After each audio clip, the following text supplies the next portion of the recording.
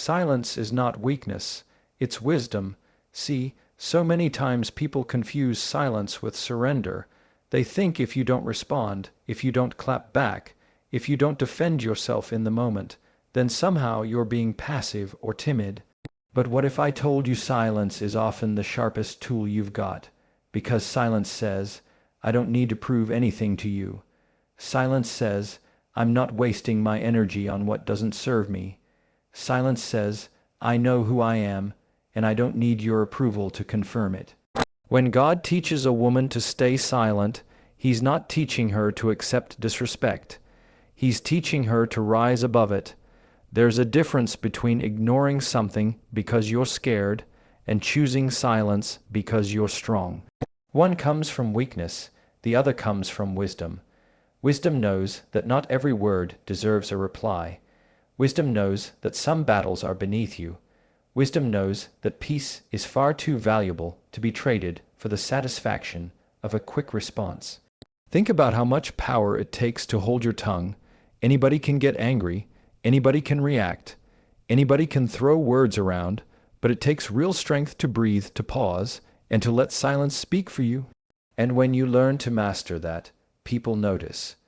Your silence under pressure speaks louder than shouting ever could. It unsettles people. It makes them wonder what you know, what you're carrying, and why you're so unshaken. That's the wisdom of silence, and here's the truth. Silence creates space, space for God to step in. When you stop filling every room, every conversation, every argument with your voice, you leave space for God's voice to move. That's why silence is wisdom, because instead of rushing to defend yourself, you're saying, Lord, I trust you to fight this battle. Instead of getting dragged into drama, you're saying, my peace is worth more than proving my point. And instead of giving someone the reaction they're fishing for, you're saying, I don't have to play by your rules. I know better. Wisdom tells you when to speak, but it also tells you when not to. Silence doesn't mean you're blind, and it doesn't mean you're unaware. It means you've learned to pick your battles. It means you know that your energy has value, and you're not about to spend it on things that won't matter tomorrow. It means you've learned that silence, paired with strength, is one of the most disciplined choices you can make. Because here's the thing, words can get you into trouble, but silence rarely will. Words can escalate a conflict, but silence can diffuse it. Words can be twisted, but silence can't be misquoted. That's wisdom. That's self-control. That's understanding that silence is not the absence of strength. It's the presence of it. So the next time someone tries to pull you into a fight, the next time you feel the urge to defend yourself against something small, the next time you're tempted to prove your worth in an argument, remember this: silence doesn't mean you lost. It means you chose to win differently. Silence is not weakness, it's wisdom. You said, expand key point 2 into a 600-word segment, flowing naturally within the speech and maintaining alignment with the overall key points. Avoid any headings and ensure the tone is seamless and conversational. Conclude with only the necessary closing line for impact and don't mention Jefferson Fisher, name and write it like Jefferson Fisher, is giving speech chat, GPT said. Strength is not built in noise, it's built in stillness. Most people think strength comes from being the loudest voice in the room, from proving themselves, from always having the last word, but that's not real strength. That's insecurity disguised as confidence. Real strength shows up when you don't need to prove anything. Real strength shows up in the stillness, in those moments when you choose to let God do the heavy lifting instead of exhausting yourself, trying to carry it all on your own. Think about it.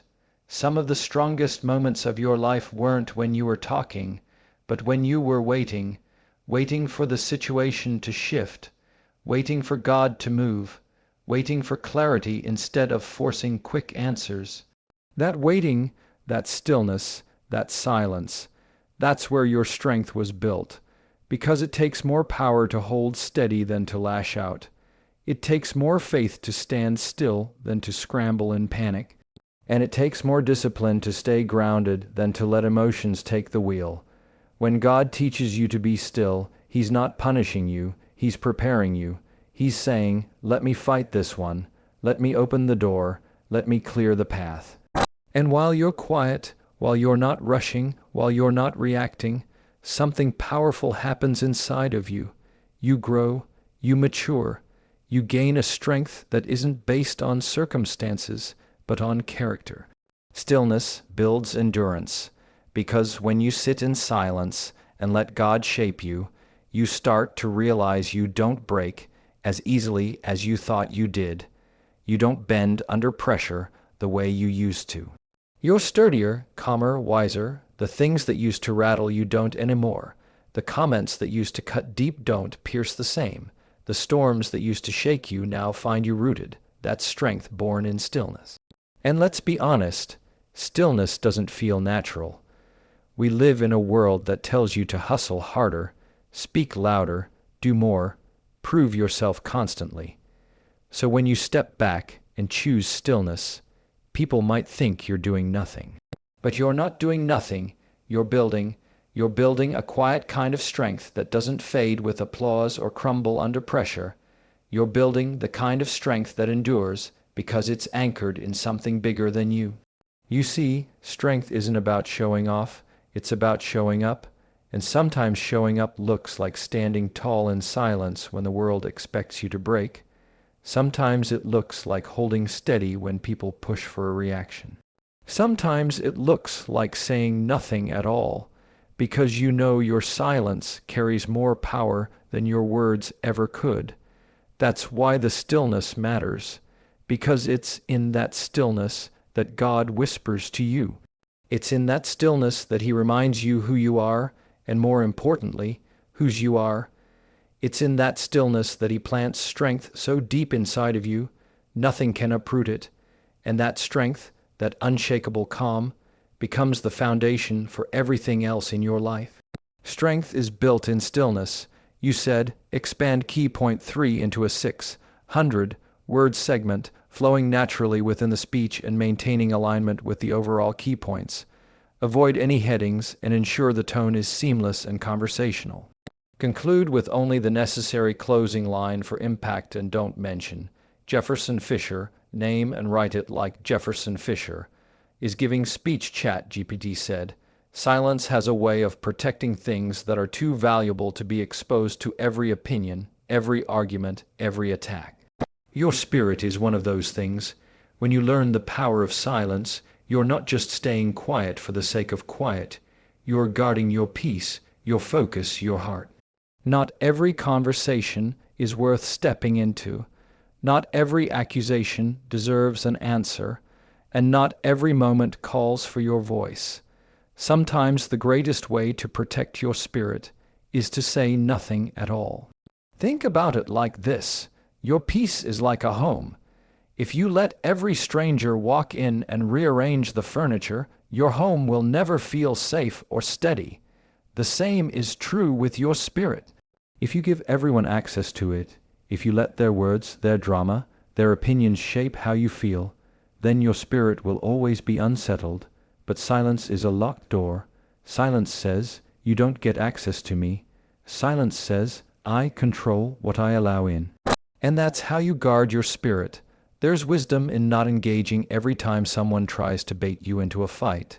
Because here's the reality. Some people don't want solutions. They want reactions. They want you to lose your peace so they can feel powerful. They want you distracted so you can't focus on what God is doing in your life. And if you keep giving them your words, your time, your energy, you're giving them free rent in a place they should never belong. Silence is your way of saying, you don't get that access anymore. Guarding your spirit isn't about ignoring life or pretending problems don't exist. It's about choosing what deserves your attention and what doesn't. Some things are better handed over to God than handled in an argument. Some things are safer in prayer than in confrontation. And some things are simply not worth the weight they try to put on you. Your silence becomes the line that protects your peace, the shield that keeps your spirit whole. And when you master this, you'll notice something. Your energy changes. You're no longer drained by endless backhand forths. You're no longer restless because you keep replaying what you should have said. Instead, you find calm, you find clarity, you find a strength that doesn't get shaken every time someone else chooses chaos. And that's when you realize silence isn't just about what you hold back from others, it's about what you preserve within yourself. It takes discipline to guard your spirit with silence. It's easy to defend yourself. It's easy to fire back. It's easy to prove your point. But easy doesn't always equal wise. Sometimes wisdom is found in restraint. Sometimes strength is found in letting someone think they won the argument while you actually won your peace. And over time, you'll see that peace is far more valuable than pride. Because when you lose your peace, everything feels heavy. But when you guard your spirit, when you protect your peace with silence, you step into a strength that cannot be shaken by anyone's opinion or attack. Silence guards your spirit. You said, expand key point 4 into a 600-word segment, flowing naturally within the speech and maintaining alignment with the overall key points. Avoid any headings and ensure the tone is seamless and conversational. Conclude with only the necessary closing line for impact and don't mention Jefferson Fisher. Name and write it like Jefferson Fisher is giving speech. Chat GPT said, silence is not empty. It speaks, and often louder than words ever could. When a woman learns the power of silence, she carries herself differently. She doesn't need to raise her voice to prove her point. She doesn't need to explain herself to everyone who misunderstands her. Her silence becomes a message in itself, a language only strength can write. People pay attention to that kind of silence because it carries weight. It says, I know who I am, and I don't need to prove it to you. Think about the last time someone expected you to react, but you didn't. Maybe they pushed, they provoked, they waited for you to break. But instead, you stayed calm, you stayed steady, you stayed silent. That silence said more than any argument could. It told them you weren't shaken. It told them they didn't have the control they thought they did. It told them you were stronger than the situation. That's the power of silence. It speaks volumes without you uttering a word. When you stay silent, it unsettles people. They don't know what you're thinking. They don't know how to read you. They don't know what to expect next. And in that uncertainty, they feel your strength. Because silence has a way of commanding respect. It creates presence. It fills the space not with noise, but with authority. It's not the kind of silence that says, I'm weak. It's the kind that says, I'm unshakable. And here's the beauty of it: silence gives more weight to the words you do choose to speak. When you're not constantly talking, constantly defending, constantly filling the air, people notice when you finally do open your mouth. Your words carry more gravity, more power, more impact, because they're not drowned out by unnecessary noise. Silence makes your voice rare, and rare things are valuable. Silence also shows discipline. It's easy to lash out. It's easy to let frustration speak for you. But silence says you've mastered yourself. You're not controlled by emotion. You're not swayed by pressure. You're not pulled into chaos. You know when to step back, when to hold steady, when to let silence do the talking. And in that discipline, you reveal a strength that no one can ignore. And don't miss this. Your silence isn't just for them. It's for you. It reminds you that you don't have to engage with everything that comes your way. It gives you room to breathe, to think, to choose your battles wisely. It creates space for peace in a world that constantly pushes for noise. Your silence is a gift you give to yourself as much as it is a message you send to others. So when you feel that pull to react, when the urge to prove yourself rises, remember that sometimes silence says it better. Sometimes silence says you're too focused to be distracted. Sometimes silence says you're too grounded to be moved. Sometimes silence says you're too strong to be baited into battles that don't deserve you. Your silence speaks volumes, you said. Expand key point 5 into a 600-word segment, flowing naturally within the speech and maintaining alignment with the overall key points. Avoid any headings and ensure the tone is seamless and conversational. Conclude with only the necessary closing line for impact and don't mention Jefferson Fisher, name and write it like Jefferson Fisher, is giving speech chat GPT said, God uses silence as a teacher, and when you lean into it, you realize it's not punishment, it's refinement. Silence is where patience is formed, it's where discipline takes root, it's where perspective is sharpened. Most of us don't like silence because it feels like nothing is happening. We want answers now, we want movement now, we want resolution now. But God knows that silence is not empty. It's a classroom, and in that classroom, He's shaping you into someone stronger than you were before. In the quiet, you start to see things you would have missed in the noise. You notice patterns in your own reactions. You catch yourself wanting to respond out of emotion instead of wisdom. You realize how much energy you've wasted trying to control situations that were never yours to control in the first place. That's refinement. God uses silence to hold a mirror up to you, not to shame you, but to grow you, to show you where you're holding on too tight, to reveal where trust needs to replace fear. Silence also teaches patience. And patience is not passive, it's powerful. It's one of the hardest things to develop because it forces you to let go of your timeline and trust God's. And every time you choose patience, you're choosing strength. You're learning that you don't need everything resolved immediately to still have peace. You're discovering that waiting doesn't mean you're weak. It means you're wise enough to let things unfold in the right time.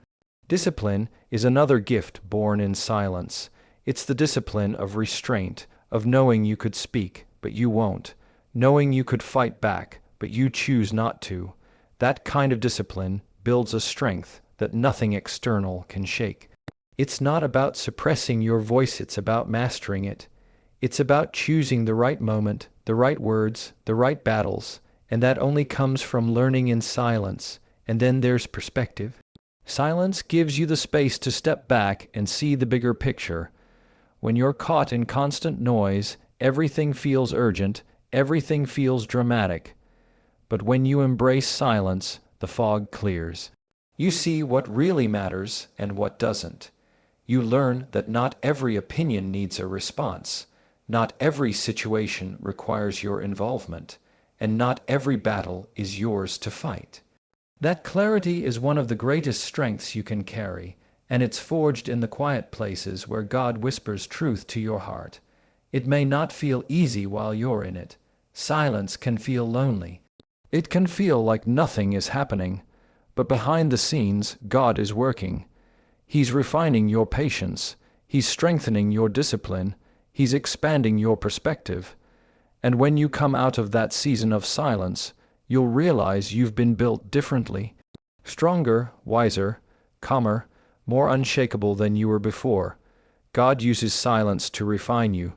You said, expand key point 6 into a 600-word segment, flowing naturally within the speech and maintaining alignment with the overall key points. Avoid any headings and ensure the tone is seamless and conversational. Conclude with only the necessary closing line for impact and don't mention Jefferson Fisher, name and write it like Jefferson Fisher, is giving speech chat GPT said, when you learn to stay silent and strong, you begin to realize that silence doesn't mean you're backing down. It means you're shifting the outcome. The world expects you to react. People expect you to break. They expect you to lose control and hand them the satisfaction of seeing you shaken. But when you remain silent, when you stay steady, you take the power out of their hands and place it back in God's. That kind of silence isn't weakness. It's strategy. It's trusting that you don't have to fight every battle, because some battles are won simply by not engaging. There's a certain strength that shows up when you can walk away without explaining yourself, when you can face criticism without defending yourself, when you can stand in the middle of conflict and let your calmness be the loudest voice in the room. That strength shifts the atmosphere. It unsettles those who try to provoke you. It confuses those who want you to lose your peace. And most importantly, it positions you for victory, not because you forced it, but because you trusted God to handle what you didn't. Silence can shift relationships too. Think about it. When you no longer respond to disrespect, when you no longer entertain drama, when you no longer pour energy into arguments that drain you, people start to adjust. They realize they can't pull you into the same cycles anymore. They realize their words don't have the same grip on you. They realize you're not moved by every wind of conflict. Your silence sets a new standard for how you expect to be treated, and over time, that standard changes the way people show up around you. And let's talk about how silence shifts you, because sometimes the biggest battle isn't with others, it's with yourself.